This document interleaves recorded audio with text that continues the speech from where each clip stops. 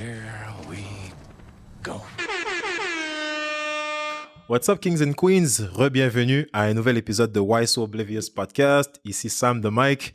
Et aujourd'hui, j'ai vraiment l'honneur d'accueillir une invitée très spéciale. En effet, elle a approfondi ses recherches et elle a mis en lumière plusieurs scientifiques d'afrodescendance. Et en fait, j'étais vraiment intrigué par ça et je devais absolument l'inviter. Donc aujourd'hui, on va pouvoir en apprendre un peu plus sur qui elle est exactement et qu'est-ce qu'elle fait. Donc, mesdames et messieurs, aujourd'hui, j'ai l'honneur d'accueillir la seule, l'unique Stéphanie Boumba. Comment tu vas, Stéphanie? Ça va bien, merci. Toi, merci pour cette nice. opportunité. Je suis vraiment contente de te voir.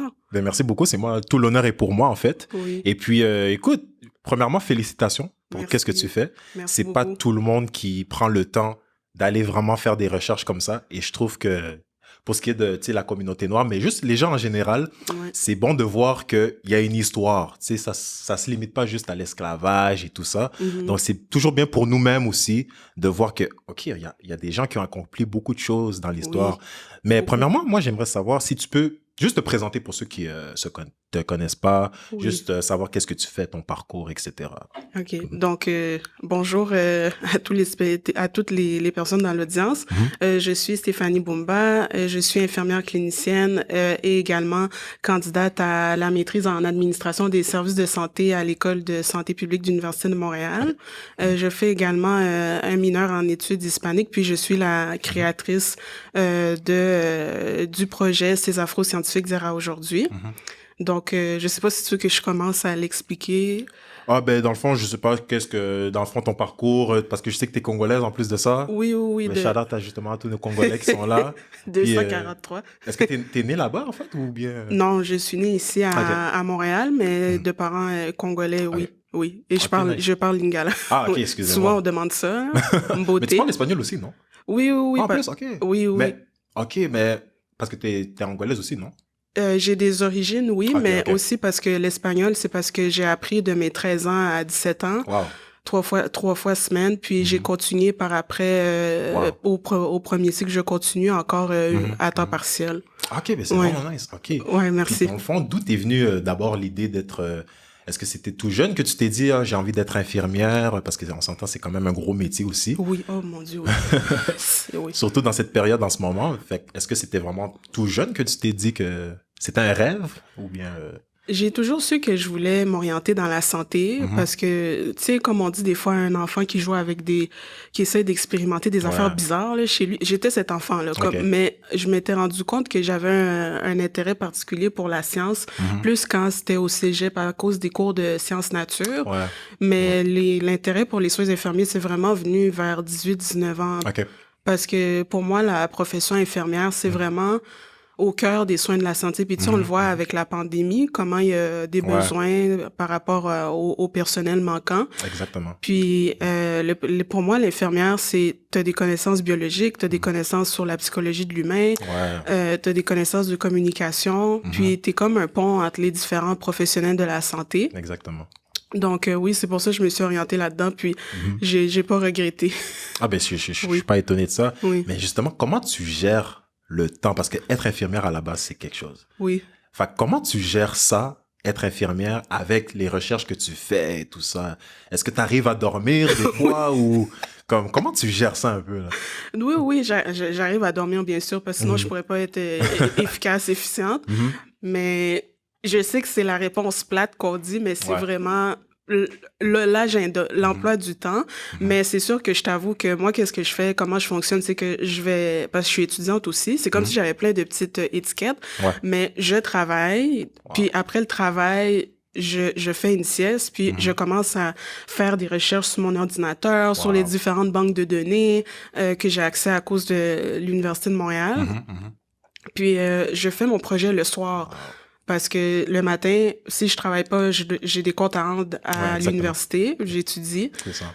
Mais je tiens à ce projet parce que c'est spécifiquement pour la jeunesse, parce que moi, je veux que les personnes issues qui sont afro-descendants puissent se dire, Ben, il y a des gens dans le Des passé gens. qui ont fait des choses exceptionnelles C'est ça. dans la santé.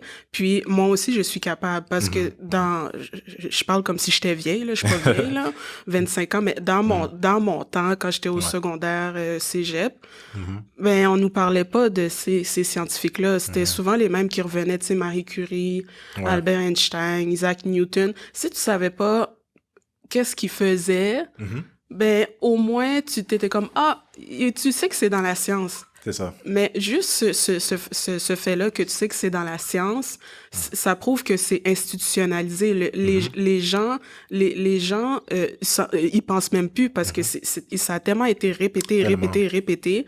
Puis, mais pourquoi on n'a pas cette même culture pour Exactement, des c'est tout. scientifiques noirs? C'est fou. Puis la science, c'est un domaine qui est constamment en évolution. Puis c'est des gens comme ça qui ont révolutionné le monde. Puis que moi, en tant qu'afro-descendante, j'en ai jamais entendu parler. C'est quand même aberrant. Mais c'est ça qu'il faut, parce qu'on n'en a jamais entendu parler. Tu sais, à l'école, moi, les cours d'histoire, ça se limitait, parce que, tu sais, j'ai fait 2 ans dans une école privée, majoritairement avec des gens de couleur blanche. Puis, tu sais, on était peut-être 8 noirs dans toute l'école au complet. Fait que, tu sais, quand, t'imagines, tu sais, quand on se voyait ensemble, on était comme, waouh, tu sais, c'est comme si ça faisait 30 ans qu'on s'était pas vus, là. Mais c'était fou de voir même, justement, la science et tout, c'était les mêmes qui revenaient, Albert Einstein. Et puis, le fait que tu savais peut-être pas qu'est-ce qu'ils avaient fait, c'était comme, t'étais perçu de façon bizarre. Mais là, maintenant, quand tu réalises plusieurs années après qu'il y avait des afro-descendants qui étaient à la base même de très grandes inventions, c'est juste un choc, franchement. Là, fait que c'est pour ça que je disais, j'étais vraiment honoré, parce que c'est une chose de dire que, parce qu'il y a beaucoup de gens qui se plaignent, tu sais, que, on n'est pas représenté dans l'histoire. Mais je t'applaudis justement parce que c'est une autre chose de justement mettre maintenant... Merci. Exactement. Donc, tu as vraiment mis ta volonté, ta motivation pour aller faire la recherche. Donc, c'est vraiment fou de voir ça. Mais toi, est-ce qu'il y a une raison particulière qui t'a mené à justement aller faire ces recherches-là? C'est sûr que je t'avoue, souvent la question qui revient, c'est est-ce que tu as fait ça à cause du mouvement de mai-juin passé, là où tout le monde allait manifester, tu sais, suite aux événements qui étaient malheureux avec M. Floyd? J'avais cette idée-là avant, mais on dirait que c'est comme une accumulation de choses qui a fait que, OK, il faut que ça sorte, cette idée-là. Puis des fois, je me dis que rien n'arrive pour rien. Peut-être que si j'aurais fait ça avant, l'impact n'aurait pas été aussi significatif que maintenant. Parce que là, on est comme dans un temps où on se rend compte que, les gens de la diversité existent, là. Exactement. Ils font partie de la société canadienne, québécoise. Donc, ça fait pas de sens en 2021 qu'on doit commencer à penser à nous représenter. Exactement. On fait partie. Puis nos enfants vont grandir ici éventuellement, donc il faut qu'ils se reconnaissent dans les différents ouvrages pédagogiques. Effectivement. Ouais. Donc, c'est quand exactement que tu as commencé ces recherches-là? C'était plus l'année passée ou bien... Oui, dans le fond, comment ça a commencé, c'est que parce que la recherche, c'est la partie la plus longue du projet. Tu sais, comme si on parle de sous-traitance, mais ça prend à peu près un bon 3-4 mois parce que, par exemple, un personnage, il faut que j'aille chercher dans plein de banques de données pour être sûr que l'information que je divulgue à l'audience, c'est vraiment c'est véridique, c'est pas biaisé. Parce que mon intérêt premier, c'est que les professeurs utilisent cette information-là pour que les jeunes soient au courant. Puis, tu sais, c'est pas juste les jeunes issus des communautés noires, c'est les jeunes X, tu sais, tout le monde, parce que c'est le vivre ensemble. Si tout le monde est alerte, ben les disparités vont diminuer. C'est ça. Mais dans le fond, pour revenir à ta question, j'ai commencé depuis le mois de mai, début mai, à faire la recherche. Et puis après ça, j'ai fait avec des vidéographes et tout. J'ai commencé à faire ça en juillet, comme tu sais, venir dans un studio, puis comme tu sais, filmer, puis tout ça. J'avais aucune expérience là. Moi là, tu m'arrives, c'est la scientifique qui travaille à l'hôpital. Wow. Aucune expérience. Moi, là, la communication... Zéro. Comme, je suis humble, zéro. Ça paraît vraiment pas, là. Non, zéro. J'arrivais, je suis comme, bon, ben, j'ai une mission, mais apprenez-moi. OK. Puis, c'est ça, donc... comme il y a Hakim, il y a Iso, ils m'ont tellement appris.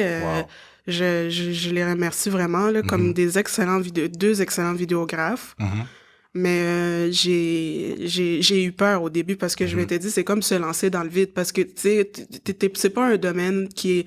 Tout ce qui est médiatique, puis la communication, c'est pas ma force, là. Moi, là, si je fais une caricature, là, c'est prends mes lunettes. Chercher, puis... Oh, OK, elle a fait ça. Mais commencer à parler à des X personnes dans les médias que j'ai grandi avec depuis que je suis petite, puis là, je lui parle au téléphone. C'était un défi personnel. Au début, j'ai beaucoup stressé, mais il faut commencer quelque part. C'est ça, exactement. Ouais. Puis effectivement, t'es arrivé à quelque chose, et puis le produit final, c'est tombé que tu vois, t'es en train de vraiment éduquer toute une génération même. Donc, ça a donné quelque chose.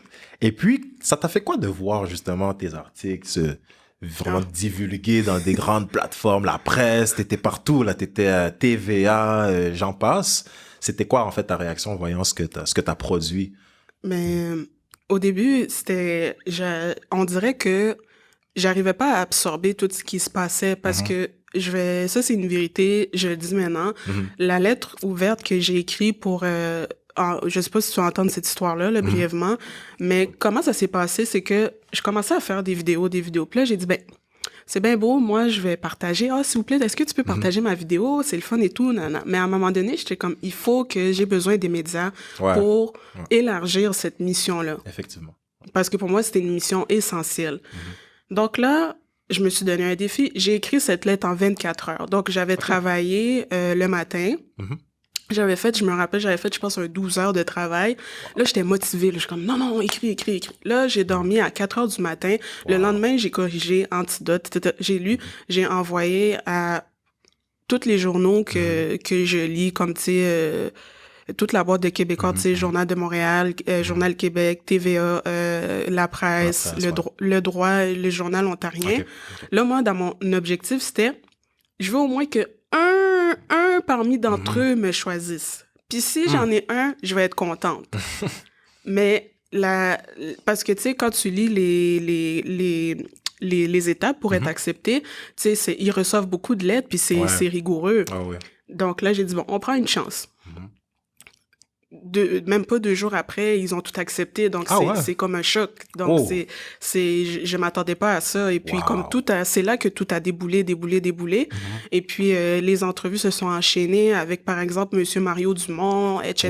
J'avais vu, Puis, dans le fond, je pense que qu'est-ce qui a fait ça? C'est que je pense que c'est la façon du style d'écriture que j'avais écrit. Parce que, tu sais, déjà, le titre là, de l'article, c'est « Noir ô combien visible dans les sciences ». Ça fait très sensationnaliste. C'est comme, c'est choquant, là, tu sais. Mais je voulais pas écrire une petite lettre toute cute puis que ça passe pas inaperçu. On est comme, OK, elle. Mais non, je voulais vraiment que ça fasse un impact, qu'il y ait aussi un message éducatif parce que j'ai introduit des notions, tu sais, mais dans la vie de tous les jours, tu sais, par exemple, je me rappelle, je disais pour les femmes, est-ce que vous connaissez Madame Kenner? Grâce à elle, on n'a pas besoin on tâche pas nos draps pendant qu'on a nos menstruations, mais comme, tu sais, les gens vont s'en rappeler parce que tu utilises une action qui est concrète. Exactement. Mais je suis vraiment reconnaissante de toute cette exposition-là parce que c'est ça qui me permet justement de démontrer l'importance de ce projet. Puis ça m'a apporté d'autres opportunités. Donc, par exemple, les articles que j'ai écrits pour le Centre des sciences de Montréal. Pour justement présenter ces scientifiques-là. Puis c'est ça, les entrevues à CBC sur la même thématique, c'est beaucoup ça. Puis en même pas 4 mois, je suis très reconnaissante. C'est fou là. Donc la réaction était globalement.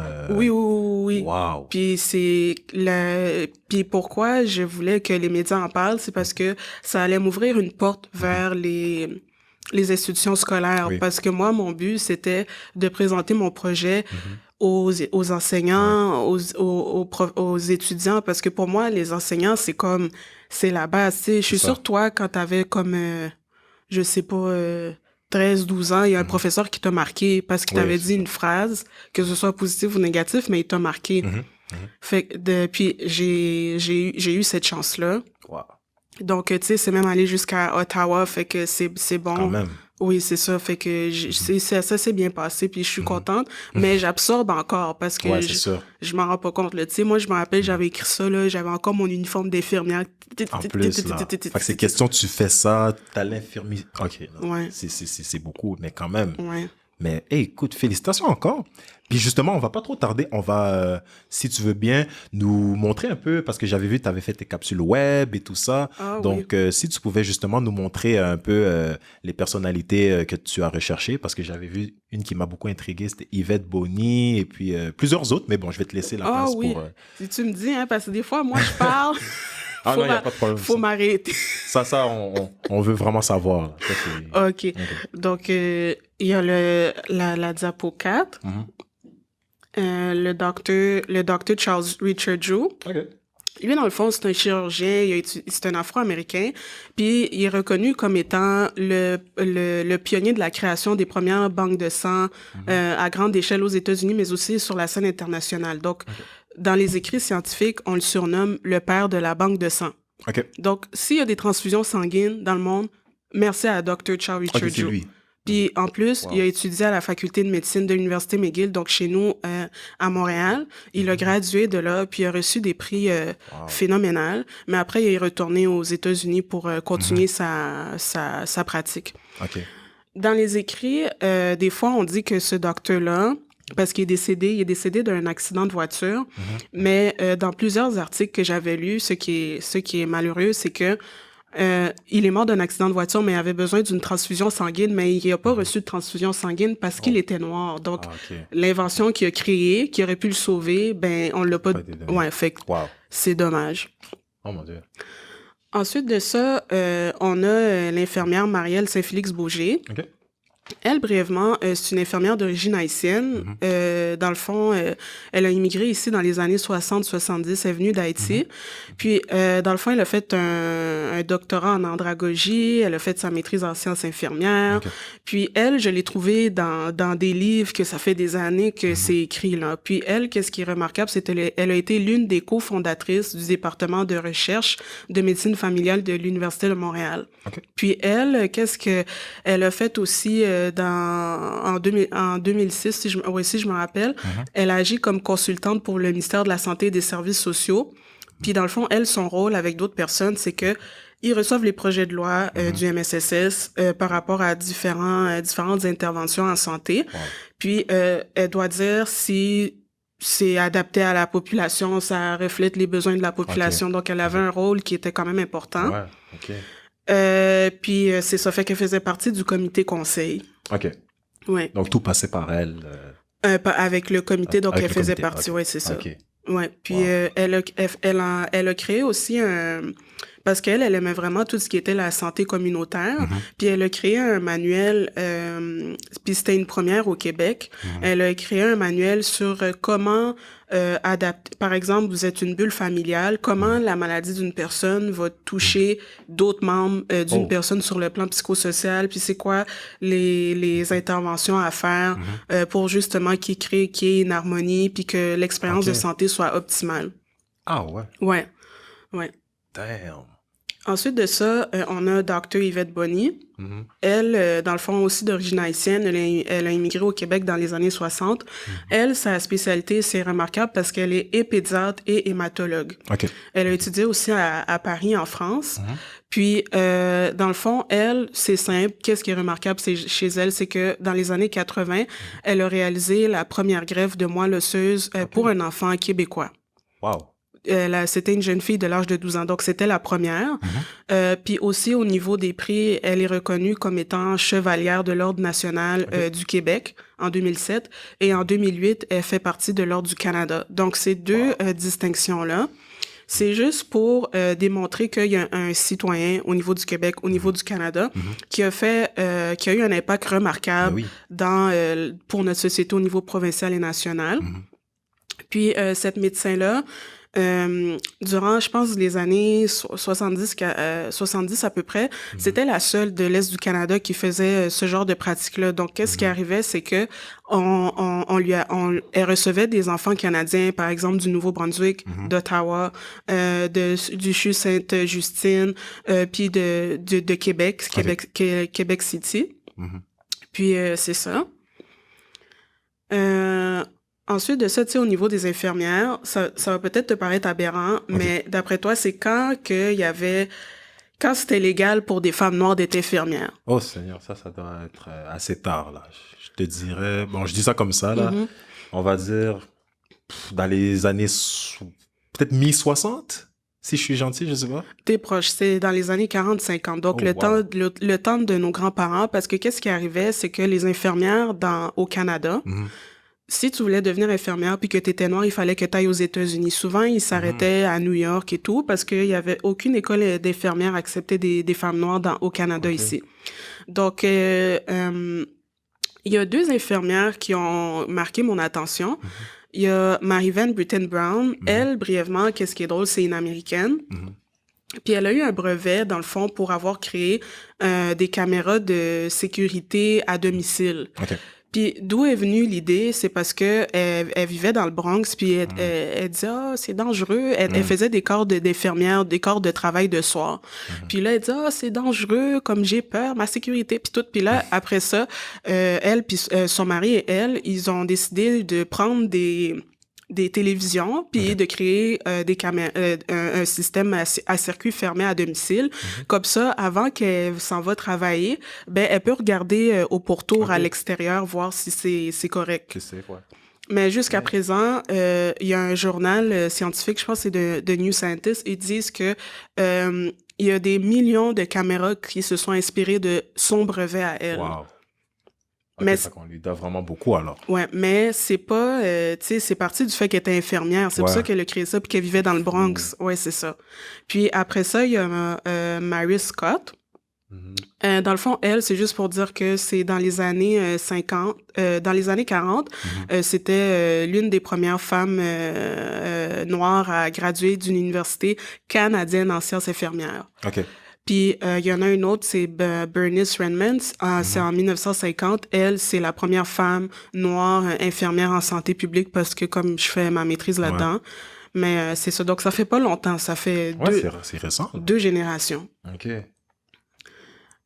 Donc, on peut dire que c'est vraiment eux les pionnières là, qui ont permis justement aux futurs infirmières comme toi d'avancer puis de faire... Wow. Puis juste dire que tous les personnages que je présente, ils ont des brevets, donc c'est reconnu, c'est dans la littérature et tout. La seule chose qui est aberrante, c'est que l'information est là, mais c'est dans des banques de données qui sont payantes, mais c'est pas dans des livres que tu peux acheter à Archambault, Renaud-Bré, tu sais. Mais c'est ça. Mais justement, juste pour te couper vite fait, ça a dû être un challenge vraiment d'aller chercher c'est la partie la plus dure. Wow. Donc, c'est pas vraiment juste tu vas sur Google puis tu trouves ça comme ça. Là. Non, parce que l'affaire, si je fais ça, tu peux...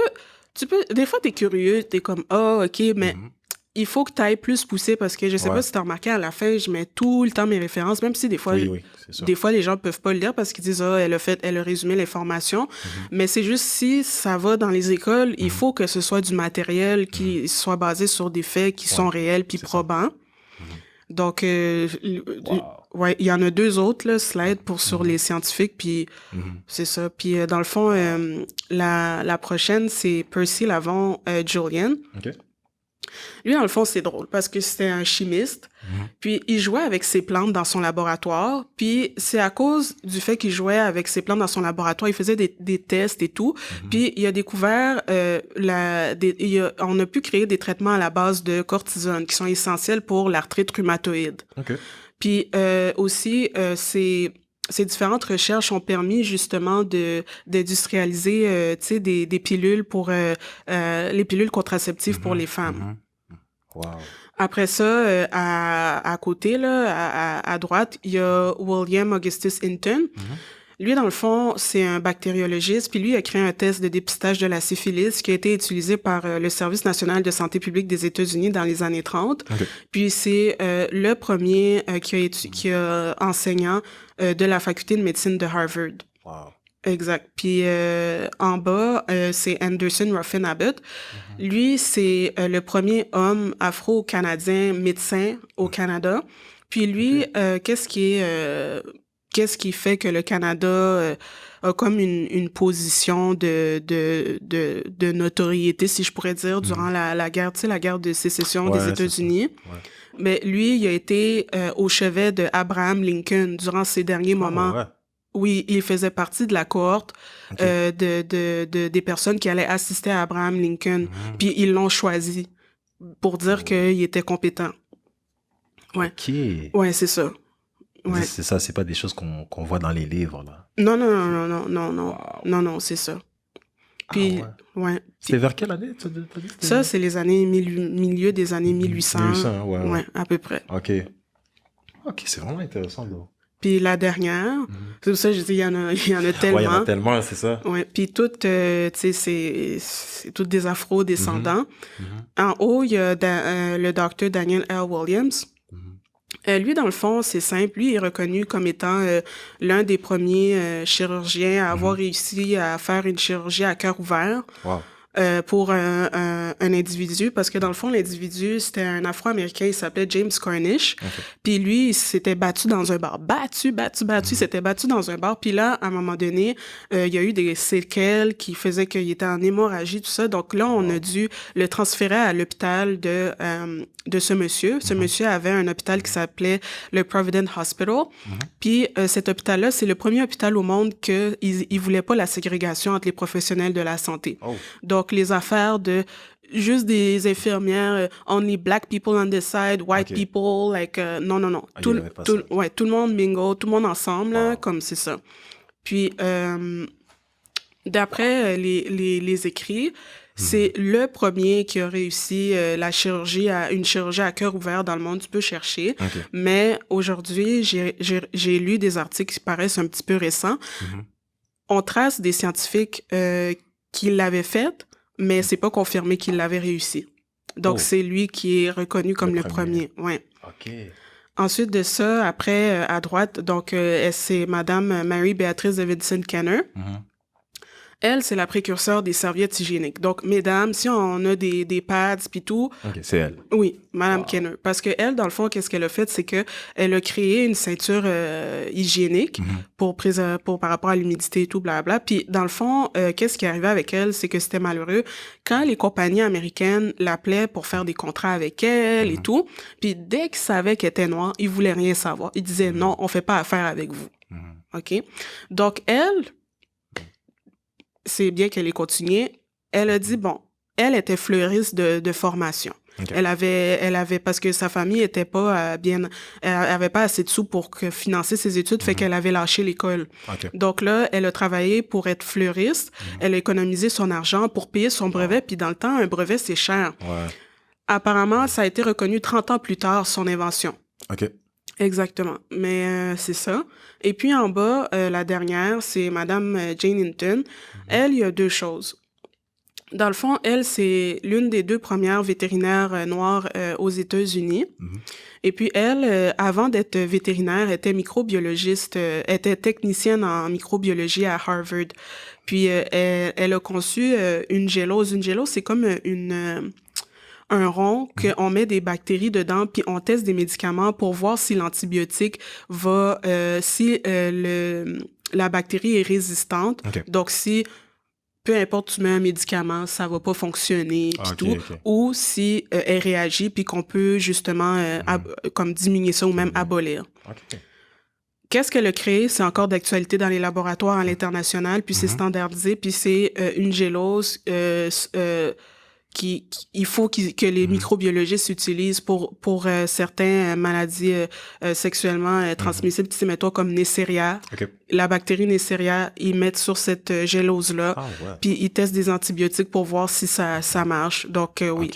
Exactement. Donc, c'est gros, ça. Oui, c'est ça. Donc, c'est un peu ça, le projet. Il y a beaucoup de personnages, mais j'ai vu aucun de ces personnages-là dans des livres scolaires, là. Tu sais, c'est dans la littérature scientifique qui n'est pas accessible à tout le monde, malheureusement.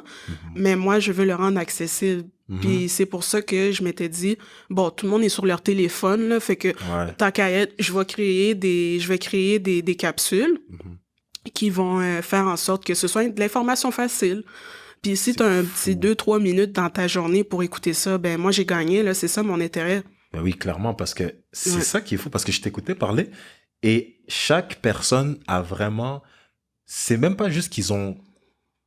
Tu sais, ils ont beaucoup contribué, mais ils ont carrément inventé des pratiques qu'on utilise encore aujourd'hui. Donc, c'est vraiment des fondateurs de ce qu'on fait encore aujourd'hui. Donc, c'est fou de voir que avec tout ça, mais tu sais, ils sont encore dans l'ombre. Et puis, on les connaît pas. Donc, écoute, je t'encourage vraiment à continuer parce que c'est... Mais je pense que les mentalités changent parce que là, tu sais, avec tout le mouvement qui se passe, je pense que là, ça change. Puis comme les gens n'ont pas trop le choix de se rendre compte de ça parce que c'est des faits. Puis ça existe. Puis c'est même aberrant qu'ils n'ont pas autant de popularité, malheureusement, que...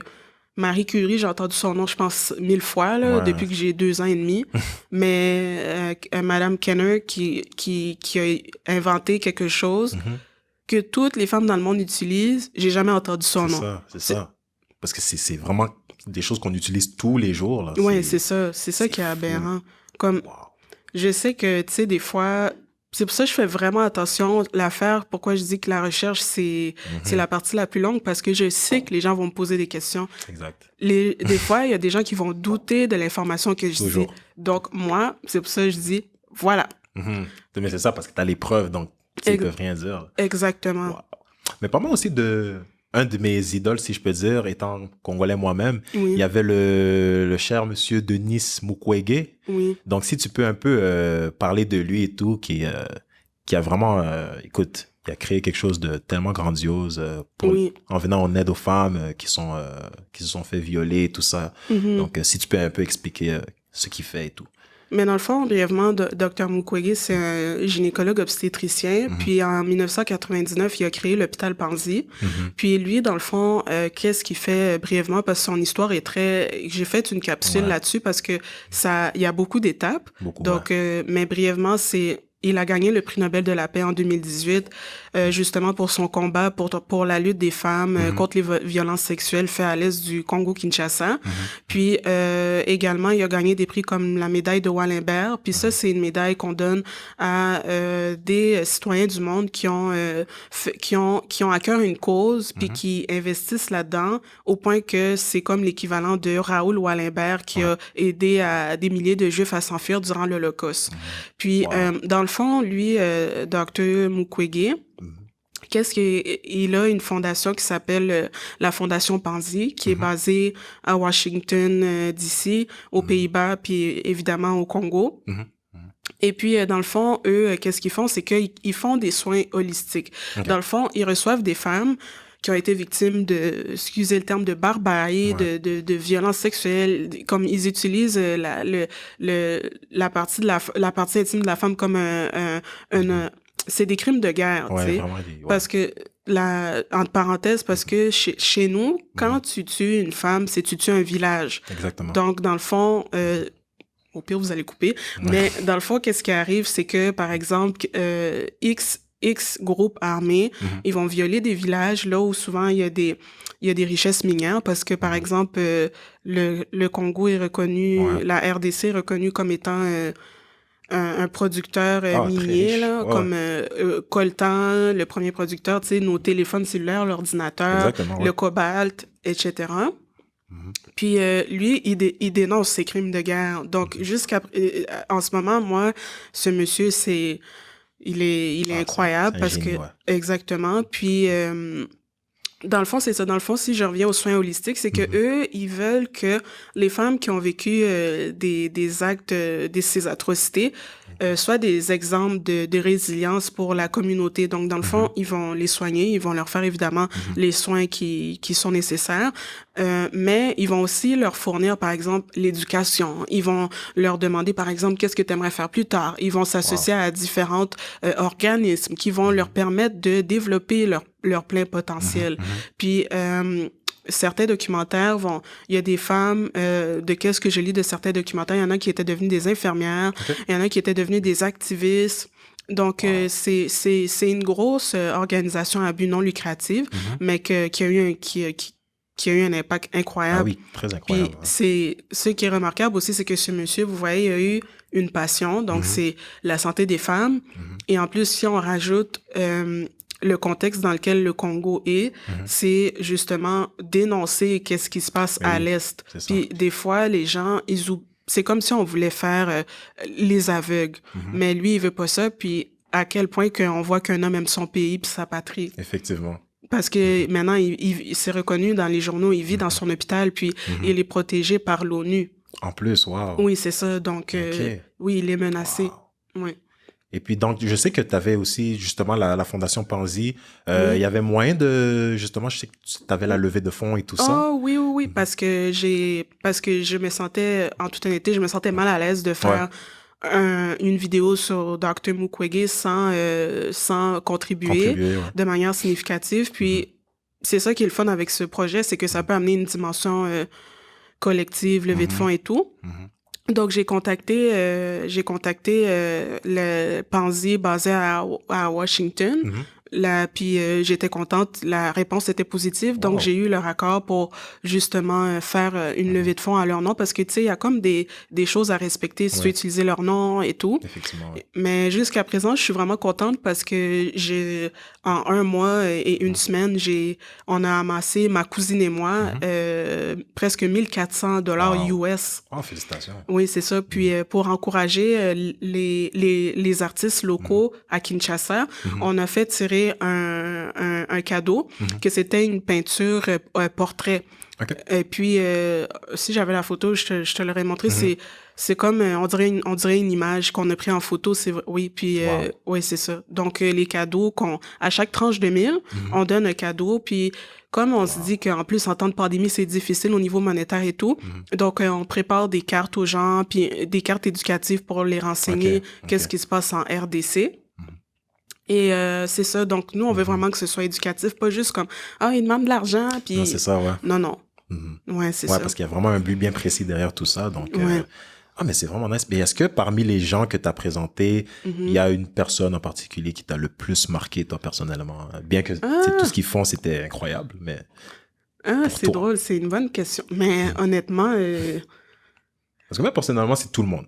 C'est ça, je sais pas. Je sais pas, peut-être tu avais un attachement par rapport à quelqu'un en particulier ou bien... Mais c'est tout le monde parce que je me dis que quand je lis leur histoire, je sais pas, on dirait que des fois, ça me rend joyeuse, mais en même temps triste parce que je me dis, imagine eux dans leur temps, comment c'était dur de reconnaître leur savoir. Puis si t'avais un savoir, là...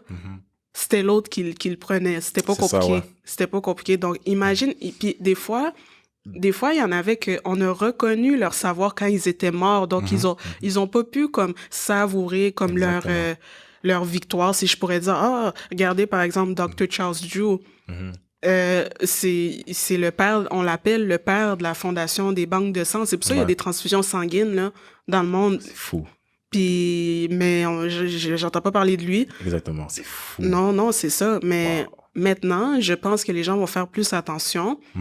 Mais c'est juste que ça donne une leçon que il faut nous aussi la relève. Tu sais, peu importe. Si ton talent, je sais pas, c'est les arts, là, t'aimes ça danser, toi, t'aimerais ça être neurochirurgien, tu sais, fais l'effort, là, comme là, c'est le temps, là. Comme tu sais, en plus, il y a les réseaux sociaux, tu peux aller chercher des ressources pour te motiver, mais parce que nous, on a la chance que eux, ils n'avaient pas. Exactement. C'est de prouver des excuses. Exactement. C'est de prouver des idées en plus que tu as plusieurs étiquettes. T'es noir, puis en plus, des fois, t'es une femme. En plus, des fois, t'es une femme dans un milieu d'hommes. C'est intimidant, là. Très intimidant, man. C'est fou. Ouais. Puis t'as pas de réseaux sociaux. Hein? En plus. Des fois, il y en avait, regarde, 1800, belle. Oh, comme, tu sais, c'est ça. Ouais. C'est fou, là. Ouais. Mais justement, comme tu as dit, parce qu'on est dans l'ère des réseaux sociaux et tout, et puis surtout, nous, notre génération, comme nous qui vivons ici, que ce soit haïtien, que ce soit congolais et tout, on a vraiment le meilleur des deux mondes parce qu'on a accès à des ressources comme justement la technologie et tout, que beaucoup n'ont pas. Mais toi, justement, dans ton cas à toi, est-ce que tu avais peut-être des plans futurs pour le Congo, on va dire, parce que je sais que les gens là-bas dans les institutions de santé, ils sont quand même limités. Et puis, c'est des gens qui sont sais, c'est des savants, hein. C'est des gens qui sont vraiment, ils ont fait des grandes études et tout, mais c'est vraiment juste, les moyens sont pas les mêmes. Donc, je sais pas si toi, vraiment, t'avais peut-être préparé quelque chose pour un jour, quand tu vas retourner au Congo, si tu voulais investir dans quelque chose en particulier pour... Ah, c'est une bonne question. C'est sûr que je pense que tout bon Congolais, quand t'es né ici, tu as toujours un lien avec le pays Mwanamboka, comme on dit. Exactement. Puis, oui, c'est sûr, mais moi, je dis toujours une étape à la fois. Parce que quand tu vas, faut être prêt. Parce que je suis sûre que ton entourage te dit, là, c'est deux mondes opposés, puis il faut aller avec... Quand t'es vraiment prêt mentalement, puis que tu sens que, OK, là, j'ai les bonnes fondations, parce que tu peux pas arriver, toi, demain matin, « Oh, je vais changer. » Non, il faut comprendre le système. C'est ça. Puis, il faut accepter que des fois, il faut une certaine maturité, mais c'est sûr. Mais quand, je ne sais pas. Mais on espère très bientôt, hein, parce que... Mais écoute, moi, je te souhaite vraiment le meilleur. Et puis, pour finir, j'aimerais ça te demander... Est-ce que tu as un message en particulier que tu aimerais donner, que ce soit les jeunes de notre génération, les plus jeunes, ou bien même les gens en général, sur ces personnages que tu viens de présenter, et puis juste un conseil ou quelque chose en particulier que tu aimerais donner à la communauté? Ah, ben, c'est sûr que il faut être humble. Il faut reconnaître que des fois, on connaît pas tout. Moi, comme j'ai dit, les gars avec qui que je fais affaire, ils m'ont beaucoup appris. Comme, tu sais, je vais dire leur nom parce que si ça peut donner des références, là. Ah ouais. Iso, les propriétaires de la production MBA m'ont beaucoup appris sur toutes ces marketing, communication, là, je ne connaissais rien. Shout out à Iso, même chose, tu sais, tout ce qui est les traducteurs qui sont avec moi, les amis qui commentent mes vidéos puis qui sont sincères, parce que des fois, il faut que les gens te disent que là, qu'est-ce que tu fais, ça fait pas de sens. Non, c'est ça. Il faut pas juste qu'on te dise t'es beau, t'es belle, t'es fine. Il faut accepter la remarque. Il faut cibler des gens qui sont constructifs. Effectivement, ouais. Puis, il faut pas avoir peur de l'échec, ça fait partie du jeu. C'est ça. Puis, faut pas avoir peur de se lancer dans des projets qui sortent de notre zone de confort. J'aurais pu dire, oh non, moi, je suis infirmière, je suis étudiante à maîtrise. Moi, non, je reste là, puis j'ai pas fait des études en communication. Ben, les premières entrevues, j'étais vraiment stressée parce que c'est venu vite. Puis quand t'as des entrevues, ils vont pas te laisser 2 semaines pour répondre, là. Faut que tu sois prête, vraiment. Ouais, c'est ça. Ouais. Des fois, c'est la journée même. Ouais. Mais j'ai dit, bon, je parle avec qu'est-ce que je connais. Je suis un citoyen du peuple.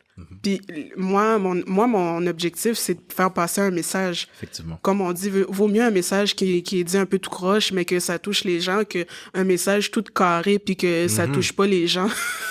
Shout out à nos politiciens, hein? Ouais. Non, mais tu sais, ça, c'est tout le monde en général, tu sais, comme ça dépend de quel projet puis tout, là, mais... Mais c'est ça, dès que du moment qu'il y a vraiment quelque chose de concret, et puis, écoute, c'est ça l'important dans le fond. Là. Ouais, non, c'est ça. Mais non, c'est ça, c'est vraiment, tu sais, je pense que plein de monde le disent, mais c'est vraiment ça. Puis, faut pas avoir peur du ridicule. Comme des fois, tu te regardes, tu te dis, mon Dieu, qu'est-ce que je fais, là, mais c'est pas grave. Ouais. Tu vas te reprendre, c'est pas la fin du monde. Ouais. Puis, où est-ce qu'on peut te retrouver? Ce serait quoi tes plateformes pour que les gens aillent justement trouver? C'est qui, Stéphanie? Ah, ça, YouTube, il y en a 3. YouTube, Nurse Steffi, S-T-E-P-H-I-E, TV. Ça, c'est YouTube. Puis Instagram, Stéphanie Bumba.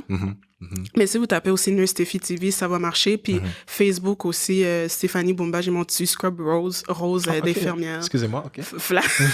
Flash. OK, non, de toute façon, écoute, on va tout mettre ça dans la description. Et puis, c'est ça. Puis à part ça, puis de toute façon, on t'a vu partout dans la presse, donc on va même pas... on sait déjà, on va te trouver partout. Là, donc, mais merci à toi. Comme je suis vraiment contente d'être ici. Puis si ça peut... Si mes vidéos peuvent aider un petit 2-3 minutes les gens à avoir... Puis faire genre, tu sais, oh my God, des personnes de nos ancêtres ont fait ça. J'ai gagné. C'est une fierté, là. J'ai gagné. Ben oui, c'est une fierté. Moi, je dis toujours, j'ai pas... Tu sais, tant que j'ai touché une personne, j'ai gagné parce que cette personne-là va en parler. C'est comme une chaîne. Ben oui, effectivement. Là. Puis quand moi je suis là, ça va toucher sûrement plein d'autres personnes. Fait que c'est une bonne conduite que tu as vraiment lancée là. Puis écoute, je te souhaite vraiment le meilleur. Donc je pense que j'ai pas mal fait le tour. Écoute Stéphanie, c'était un honneur pour moi. Ben merci beaucoup. J'espère vraiment que tu vas pas lâcher. Je te souhaite surtout en plus que tu es infirmière. Je te souhaite beaucoup de courage. parce que ça doit pas être facile. Non, effectivement. Fait que, écoute, nos prières souvent avec toi. Et puis, je pense qu'il y avait le lien GoFundMe, effectivement, pour la Fondation Pansy. Oui, c'est A Canadian for Fundraising Pansy. OK. Oui, c'est excellent. ça. Donc, guys, allez voir ça. On va tout mettre ça dans la description pour qu'on puisse aller justement mettre notre contribution. Je pense que c'est vraiment important qu'on puisse aider ces gens-là. Et puis, écoute, merci encore. J'espère qu'on va tous pouvoir aller prendre le temps, juste 2-3 minutes, 10 minutes. Si on est capable d'aller sur Netflix, on est capable d'aller prendre un peu de temps pour aller faire ces recherches-là puis savoir qui sont ces gens. Donc, écoute, merci encore. J'espère que peut-être, on ne sait jamais, peut-être qu'il y aura une autre occasion. Si tu veux en reparler, aller sur les autres personnages qu'on n'a pas mentionnés parce qu'il y en a tellement. Il y en a tellement. Puis, il y a une vidéo qui sort dans comme 2 semaines parce que moi, je veux que ce soit l'international. Ça va être l'Amérique latine. Ah ouais? Oui, c'est ça. Il y en a 2 que j'ai trouvé que j'ai fait, OK, non, je vais parler d'eux. Donc, oui. OK, donc des scientifiques de l'Amérique latine? Oui, les Afro-Latinos. Oui. Afro-Latinos, OK. Ouais. Oh, wow. Donc, il y en a vraiment beaucoup alors. Parce que... Oui. There's brown people everywhere. Everywhere. C'est fou. Ah, ça va être le part 2. Ça, j'ai hâte à ça. Oui, c'est ça. Ben, écoutez, ça m'a vraiment fait plaisir encore une fois. Merci encore. Bonne continuité.